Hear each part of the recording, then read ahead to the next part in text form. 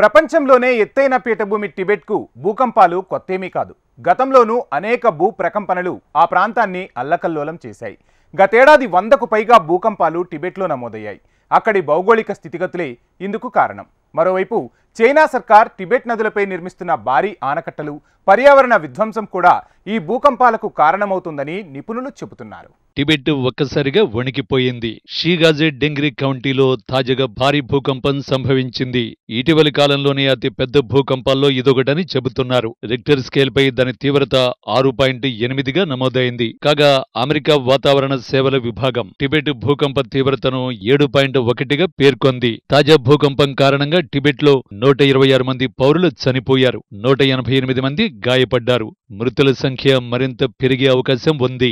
భూకంపం కారణంగా అనేక భవనాలు నేలమట్టమయ్యాయి. తీవ్ర ప్రకంపనలతో విద్యుత్, నీటి సరఫరాలు నిలిచిపోయాయి. అధికారిక లెక్కల ప్రకారం 30,000 మందికి పైగా నిర్వాసితులుగా మారారు. ఈశాన్య నేపాల్లోని ఖుంబు హిమాలయ పరిధిలోని లబుసేకు సమీపంలో ఉన్న టిబెట్లోని డింగ్రీ కౌంటీకి చెందిన సోగో టౌన్షిప్ ప్రాంతాన్ని భూకంప కేంద్రంగా గుర్తించారు. భూ ఉపరితలం నుంచి 10 కిలోమీటర్ల లోతున ప్రకంపనలు వచ్చాయి. ఈ ప్రాంతం ప్రఖ్యాత ఎవరెస్ట్ శిఖరానికి కేవలం 80 కిలోమీటర్ల దూరంలో ఉంటుంది. భూకంపం వచ్చిన తర్వాత ఇక్కడి ప్రజలు ఇళ్ల నుంచి బయటకు వచ్చి వీధుల్లోకి పరుగులు తీశారు. కొందరు పొరుగు దేశం నేపాల్లోకి వలస వచ్చేశారు. చైనా అధీనంలో ఉన్న టిబెట్లోని షీజాంగ్ స్వయం ప్రతిపత్తి ప్రాంతంలో ఈ భూకంప ప్రభావిత ప్రాంతం ఉంది. భూకంప ప్రభావిత ప్రాంతాలలో చైనా వాయుసేన రెస్క్యూను చురుగ్గా కొనసాగిస్తోంది. వేలాది మంది సహాయ కార్యక్రమాల్లో పాల్గొంటున్నారు. సుమారు 400 మందిని రక్షించారు. ఈ భూకంపం తర్వాత హిమాలయ పర్వతాల్లోని ఎవరెస్ట్ పైకి పర్యాటకులకు చైనా అనుమతులు నిలిపేసింది. షీజాంగ్ నగరాన్ని టిబెట్ పవిత్ర నగరాలలో ఒకటిగా చెబుతారు. టిబెటన్ బౌద్ధ మతంలో కీలకమైన పంచన్లామా ఇక్కడే ఉంటారు. అయితే ఈ బౌద్ధారామం సురక్షితంగా ఉందని చెబుతున్నారు. భారత్తో పాటు నేపాల్, భూటాన్, బంగ్లాదేశ్లోని పలు ప్రాంతాల్లోనూ ప్రకంపనలు సంభవించాయి. నేపాల్లోనూ ప్రకంపనలు నమోదైనప్పటికీ ఆస్తి, ప్రాణ నష్టాల వివరాలు పెద్దగా నమోదు కాలేదు. భూకంప ప్రభావం భారత్లోని ఉత్తరాది రాష్ట్రాలపైన కనిపించింది. ఢిల్లీ ఎన్సీఆర్ తో పాటు అటు పశ్చిమ బెంగాల్, బీహార్ సహా అనేక ప్రాంతాల్లో భూమి కంపించింది. బీహార్లోని పాట్నా సహా పలు జిల్లాల్లో ప్రకంపనలు ప్రజల్ని భయాందోళనలకు గురిచేశాయి. భూ ప్రకంపనలతో జనం భయాందోళనలకు గురయ్యారు. ఒక్కసారిగా భూకంపం సంభవించడంతో ప్రజలు రోడ్లపైకి పరిగెత్తారు. భూకంపాలు టిబెట్కు కొత్తేమీ కాదు. గతంలోనూ అనేక భూకంపాలు ఈ ప్రాంతాన్ని అల్లకల్లోలం చేశాయి. గత సంవత్సరం 100 కంటే ఎక్కువ భూకంపాలు నమోదయ్యాయి. 20వ శతాబ్దం ఆరంభం నుంచి 7 పాయింట్ల కన్నా అధిక తీవ్రత గల 9 భూకంపాలు టిబెట్ను కుదిపేశాయి. టిబెట్లో 1950వ సంవత్సరం ఆగస్టు 15న వచ్చిన భూకంపం 20వ శతాబ్దంలో ప్రపంచవ్యాప్తంగా నమోదైన భూకంపాల్లోనే పెద్దదని చెబుతారు.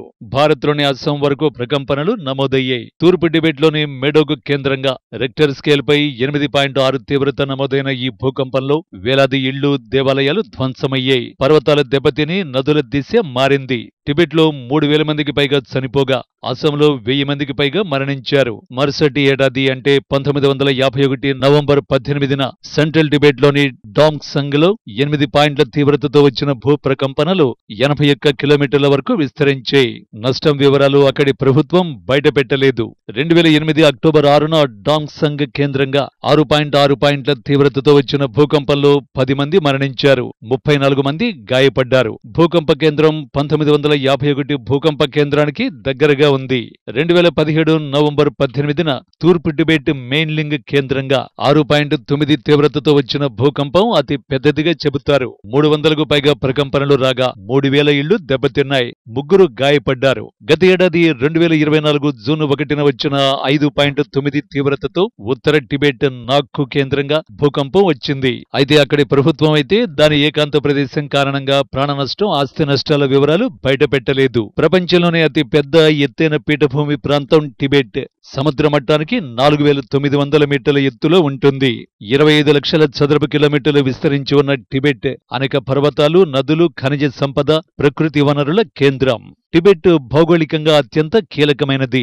ఉత్తరాన బ్యాంగ్యాంగ్, నుజియాంగ్ జోన్, దక్షిణాన ఇండస్, యార్లంగ్, జాంగ్బో సరిహద్దులుగా ఉంది. ఇండియన్ యురేషియన్ భూఫలకాల్లో తరచూ ఘర్షణల కారణంగా భూకంపాలు ఇక్కడ అత్యంత సాధారణం. భూఫలకాల్లో మార్పులు సంభవించినప్పుడల్లా దాని ప్రభావం ఈ రీజియన్ పై పడుతుంది. అందుకే తరచూ ఇక్కడ భూకంపాలు ఏర్పడుతూ ఉంటాయి. కోట్లాది సంవత్సరాల క్రితం భూగోళంలోని ఖండాలన్నీ కలిసి ఉండేవి. దానినే పాంజియా అని పిలిచేవారు. ఇది క్రమంగా జరుగుతూ 15 కోట్ల సంవత్సరాల క్రితం గోండ్వానా లూరేసియాలుగా విడిపోయింది. భారతదేశం గోండ్వానా ల్యాండ్లో ఓ ఫలకంగా ఉండేది. ఇది లక్షల సంవత్సరాల పాటు నెమ్మదిగా జరుగుతూ మరో భూఫలకాన్ని గట్టిగా ఢీకొట్టడంతో హిమాలయాలు ఏర్పడ్డాయి. భారత భూఫలకం ఉత్తర దిశగా ఏడాదికి 67 మిల్లీమీటర్లు కదులుతున్నట్టుగా శాస్త్రవేత్తలు చెబుతున్నారు. అందుకనే హిమాలయాల ఎత్తు ఇప్పటికీ క్రమంగా పెరుగుతోందట.